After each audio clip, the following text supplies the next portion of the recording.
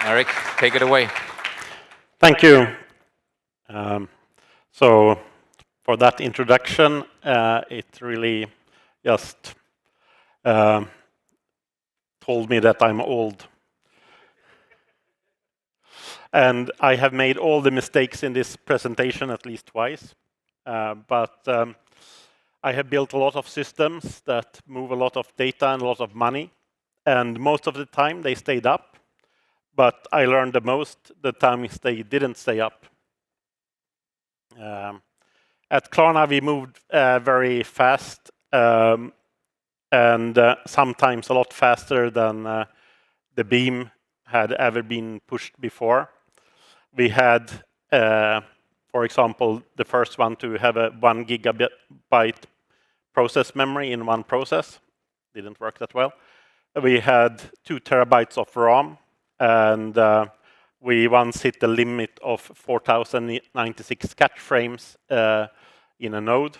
Well, actually hit that several times, each time the node died. But we did not have any problems with compliance. We did have the technical challenges on the way, though. Back in 2005, GDPR didn't even exist. And for a Swedish payment service provider, the compliance rules were pretty simple. But as we grew and new regulations came, we could actually pretty easily adapt because we already had a lot of the things that regulators ask for. Logging, traceability, and strict break-the-glass access to servers. Not because someone told us to do this, but because it's just good engineering. So those same practices are what helped us find and fix bugs in the middle of the night. And years later, I realized that compliance is just good engineering done on purpose. So if you follow that, you can also move pretty quickly. So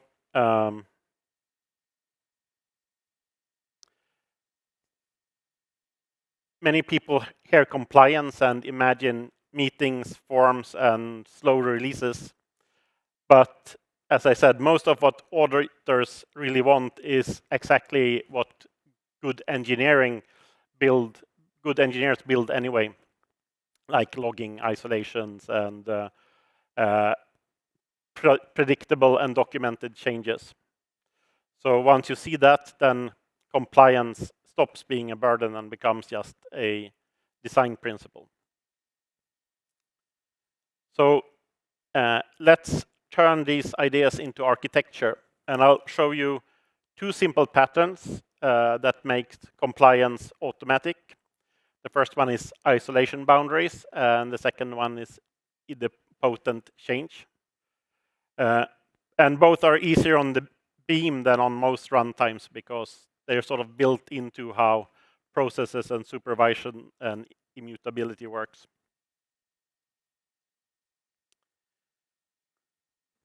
So here we have a small system, and each box here is its own OTP application. And of course, they have supervision trees, as we saw from the previous talk. And we have the API endpoint that handles validations, but not any business logic. We have the orchestration, which coordinates, but never mutates or keeps state. Then we have a ledger where we persist, and we do this preferably with append only and immutable updates.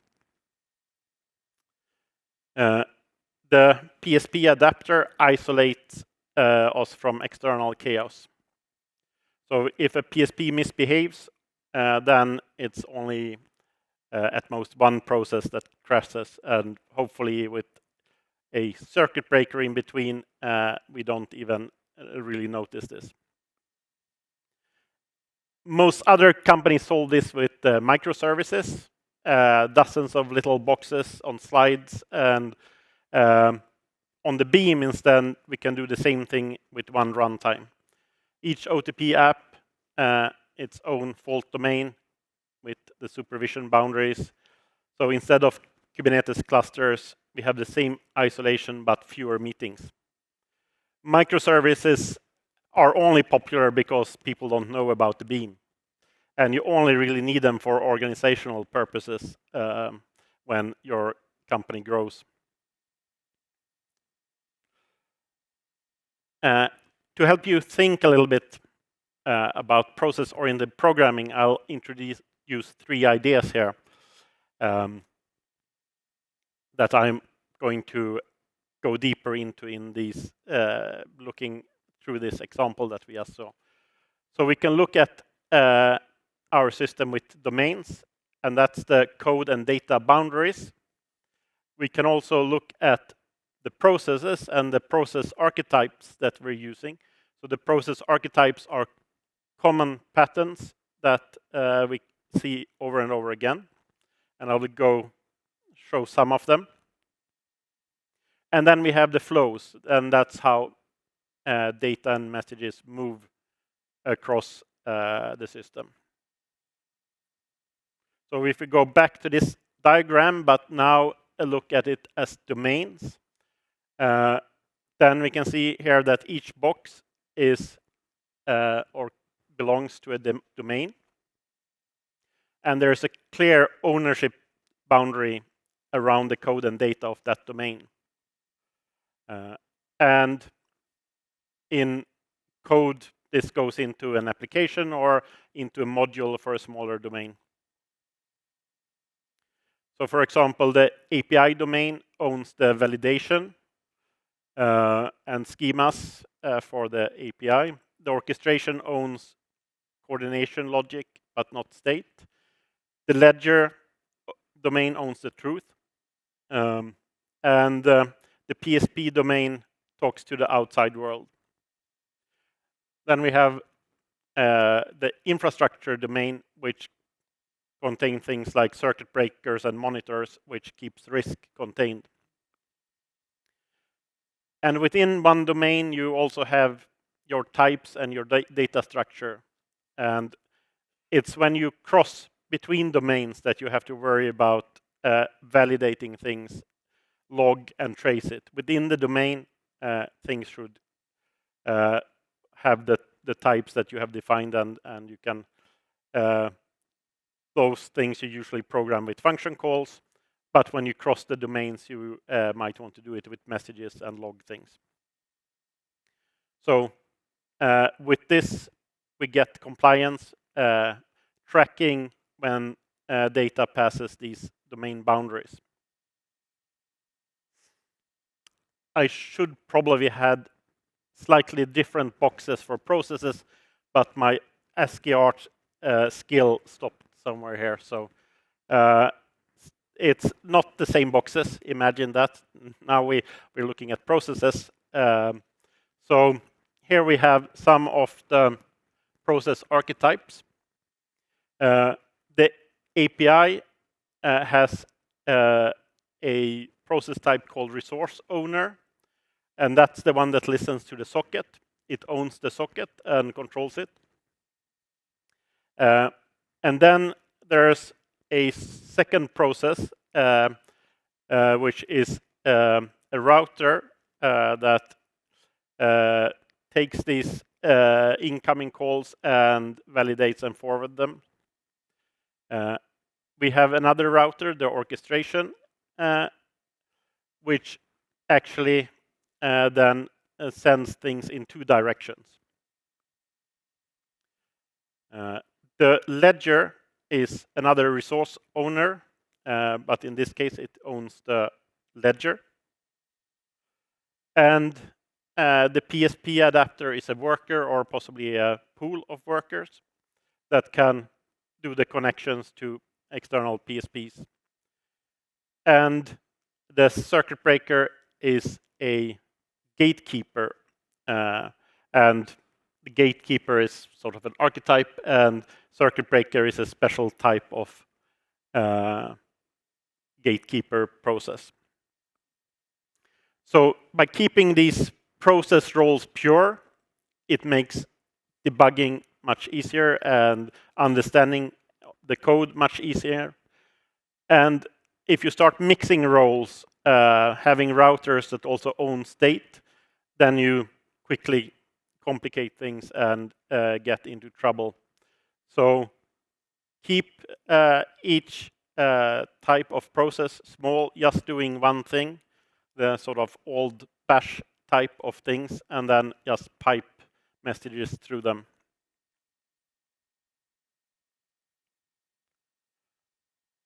And lastly, if we look at these isolation boundaries as flows, we can now take a look at the arrows between these boxes. So we have call flows. A client gets a clean sync reply from the request owner. We have message flows inside. We prefer the async messages between processes. And the request owner orchestrates and waits with a deadline. If we look at the data flow, we can see that every boundary crossing carries hopefully type money and trace IDs, which I will get back to. And this is where we validate and log, as I said before. We can also look at the process flow, which is the lifetimes of processes, making the lifetime of processes explicit. So we have one request owner per call, which is a worker and short-lived. And the ledger is a long-lived process. So this makes timeouts and everything more predictable to know also the lifetime of processes.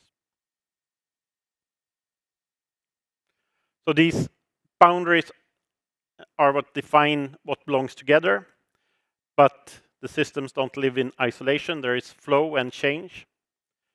So there's messages and state changes and retries, and that's where most of the risk hides. So with pattern 2, it's about designing those movements so they're safe, reversible, and fast.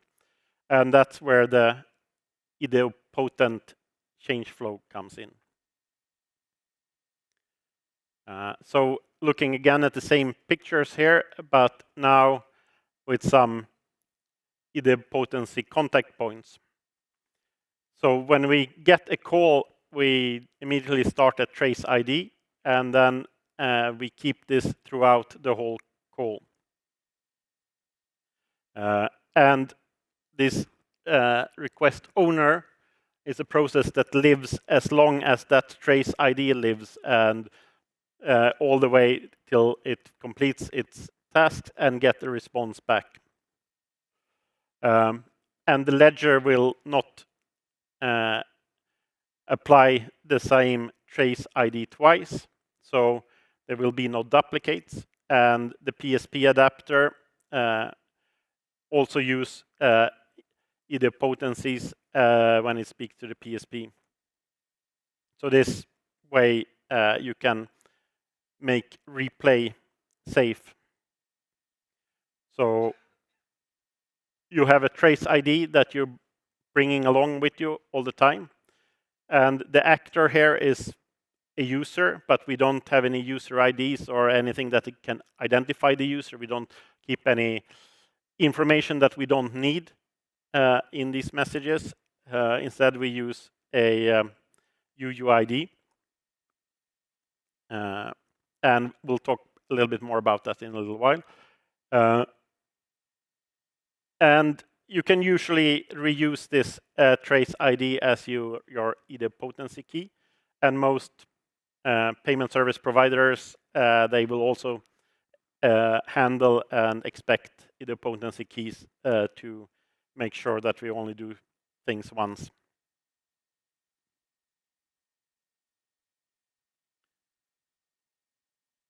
So on the ledger side, we can keep an at stable.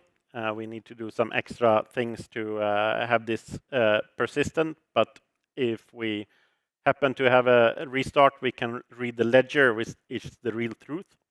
And there we also keep these Idempotent keys. So if we have seen it, then we will not apply it again. Otherwise, we will apply it and save that key to the ledger also.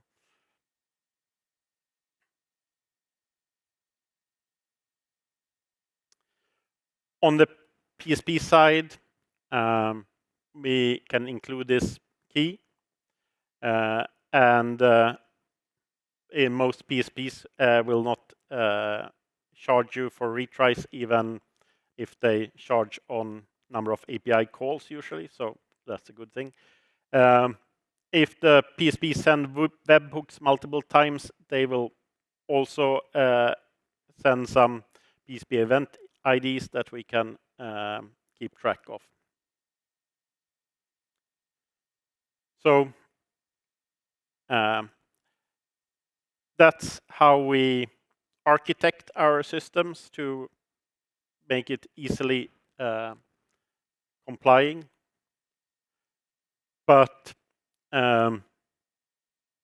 these patterns are easy to copy, but what really makes them stick is the culture. And at Klarna, the teams that built the system was the team that fixed it at 3 o'clock at night. I fixed it at Christmas Eve at midnight sometime. No handoff, no blame. But also when you know that your sleep is on the line, you will build better software. But it's really the cultural root of reliability and compliance. But with ownership also, you have to have trust. So you have to give the developers the tools and the trust to act. We have then the break the glass. So there should be ways for the engineers to access the real machines and the real data in a controlled and logged way. And there should be clear audit trails of these actions.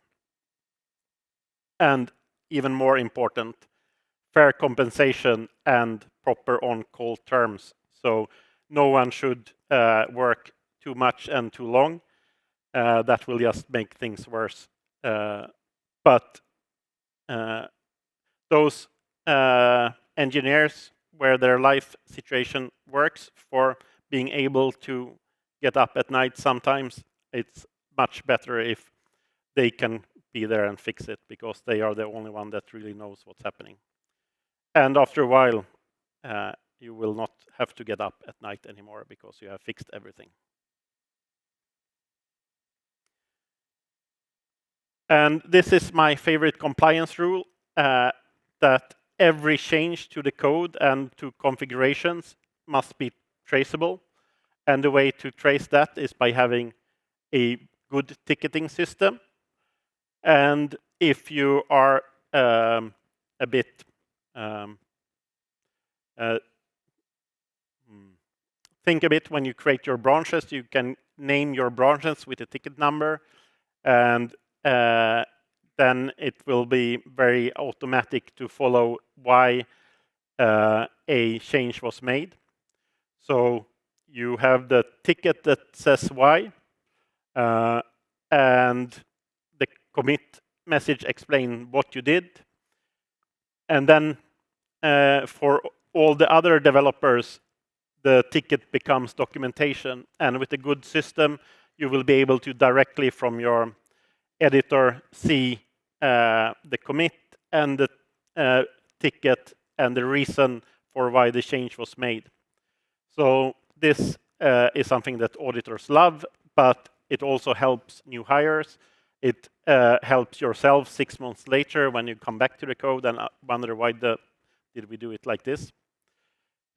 So very good to make sure that you always have a ticket and that it's traceable to the change. And now for just a favorite pet peeve of mine, never use floats. Well, at least not for money. But we also had a time when we had a long user ID that we sent in JSON. The nice thing with JSON is that they only have numbers, and these numbers are doubles or something like that, some type of float. And it was sent to a Internet Explorer frontend, which then thought, this is a nice float, let me do whatever I want with it and send it back as something completely different. And that didn't work so well. So don't use floats for if you're not a scientist or a physicist or something like that. And especially not for money. For money, you want to have the full amount and then make sure that you know whether it's cents or dollar or whatever.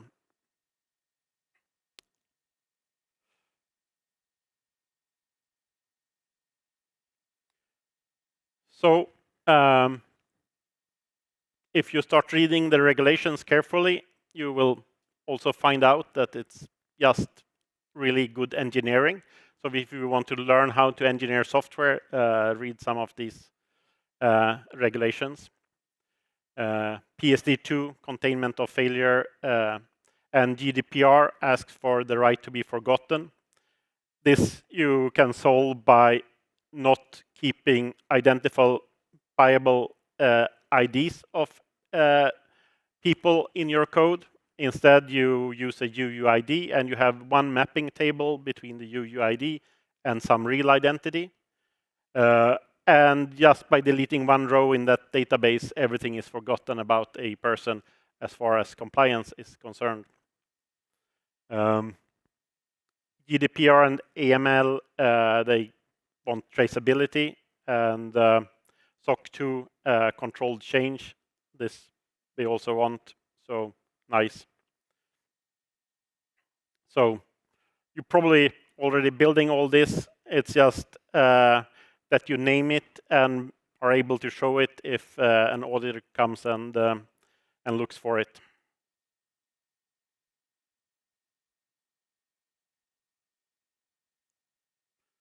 So some lessons learned the hard way. Use isolation boundaries to contain risk.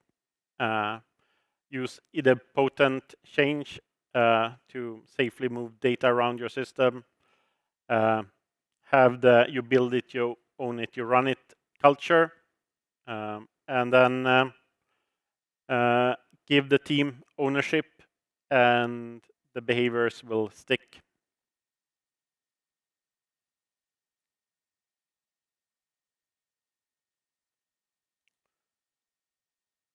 And we will have a lot of time. So that was the main part of my talk. But since we have a little bit more time, I will talk a bit more about process archetypes. I also have a suggestion for how to make a ledger where you can do proof of inclusion of how to say whether there was a certain amount on a certain account without giving out any secrets. But I don't think we have time for that. So the main archetypes that we often see in processes on the beam. The first one is the worker. Should preferably just handle one task and die afterwards. You can pool them. You have the resource owner, which keeps state, like a cart or a session or a WebSocket. The router that receives messages and decides where them should go, forward them, shouldn't really store things. You have the gatekeepers, that limit something. It can be the speed of messages or access to a resource in some way. And you have the observers that watch processes and reacts to conditions. And there are some subtypes. So for the workers, we have the short-lived workers. You spawn it, it does one job, it exits, and you don't even have to do garbage collection most of the time. Or it can be used for sending emails, updating logs, and doing side effects. But as I said, you can also pool them. You would still like them to do one job. These can contain a little bit of state, but that should preferably just be configuration. So all the workers in the pool know which address they should talk to contact the PSP, for example. So this they can have cached in their state, but they shouldn't have other type of mutable state.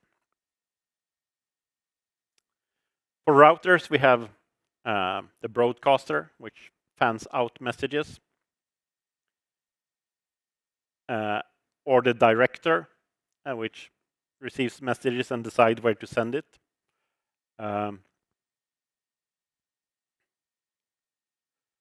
So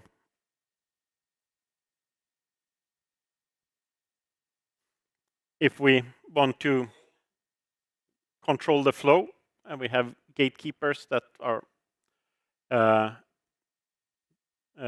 that control synchronize. So these can be used to get a sequence of things or synchronize on things. And manage contention. You can enforce ordering or regulate access. And we have the rate limiter gatekeepers that provide back pressure. And the circuit breaker gatekeeper that when a subsystem fails or an external system fails, they can keep the damage local and you don't have to try to talk to that broken system all the time to figure out that it's still broken. For the resource owners, we have the entity owner. So that's a process that actually wraps state, like a payment intent or a socket, could be a user, can often be implemented with a gen server. We have other resource owners that are aggregators that collect things that are happening. They can do it over time window, for example, or doing roll-ups of data. And among the observers, we have the Sentinel, which could be watchdogs, keeping track of deadlines and cancellations. And of course, the observer that we heard about in the previous talk, the supervisor, that watches over other processes and can restart them.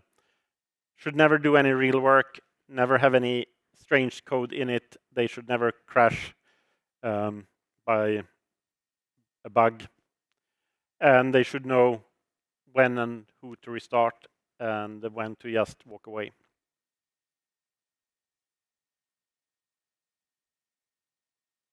So I'll stop there and leave a lot of time for questions. You can find out more about thoughts on fintech on the Happy Hacking side, and I usually blog about it every now and then. And I'll also announce books like I did with the Beam book.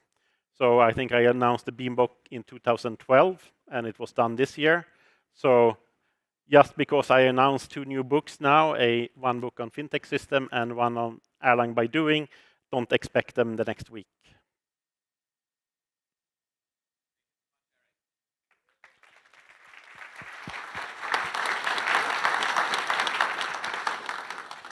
I have to admit, you totally got me on the float thing. I did that. I used floats to calculate numbers like 20 years ago. I was a student. I did like in PHP an accounts billable system, so like two things you should never put together. And then of course I used floats for numbers, and we deducted like 200 customers, like 1 cent to a few, and then I learned something, you know. Like, so thank you for reminding me of that. There's a question over here. Yeah, so I'll buy the argument about don't use floats, but what do you do about exponential growth? How do you deal with exponential, compounding interest? What do you do? You increase your precision. So you just multiply by 10,000 or whatever if that's what you're going to need. But don't use floats.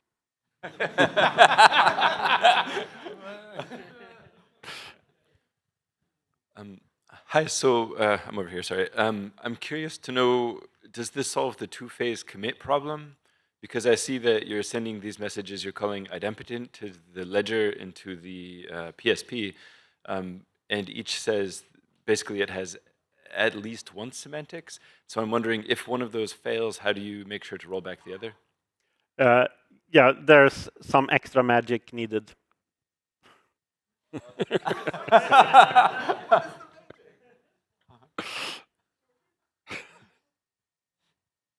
Available in all good bookstores. You want to add anything to that, or no, we can go to the next? Not right now, but come and talk to me at some point. So basically, so you mentioned this, you build it, you own it, you run it. So of course, at some point, you need to have some kind of orchestration for all your system. But so okay, your presentation didn't mention anything about that. I'd be curious, like, how well was like vertically integrated all this orchestration in your system? Was it written in Erlang as such? Because you also mentioned Kubernetes, and Kubernetes takes care of some of that stuff. And if you work in this kind of environment, like kind of DevOps, and you have to like run your own service and so on, you'll end up solving some of those. You need to solve them somehow. So that's why I was. Yes. So I recommend infrastructure as code and having an embedded DevOps person in each team responsible for. Well, it depends on how things are set up with teams and the size. If you have a monolithic application and you have teams building within the domains within that application, you don't need DevOps in every team, but then more separate DevOps team probably.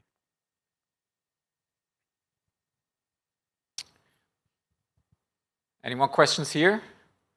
I think, did you have an example of like a small bug causing a big problem later on?